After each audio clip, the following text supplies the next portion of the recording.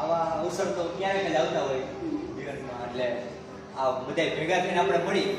પણ એ કેવા અવસર આવે કે મંગલ ઘડી મહેમાન થઈ અને મલક બધો આવી મળે,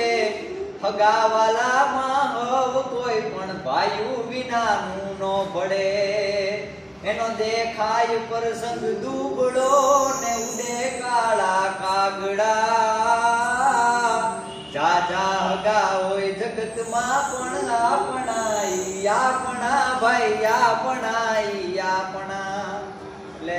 લીમડીના શંકરદાનજી જે હતા કવિ, એમ કહે છે કે અંતરના ઊંડાણની ક્યાંય ચોરે ન ચર્ચાય, એ તો કોઈ વેધુ પાસ વંચાય ચિત્તની વાતો શંકરા. એટલે ગમે તેને આપણા મનની વાત ન કહેવાય,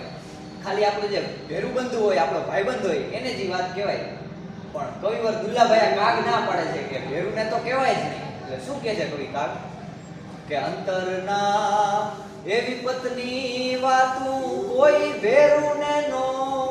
ભણાય જી, અંતરના એવી પત્ની વાતું કોઈ ભેરુને નો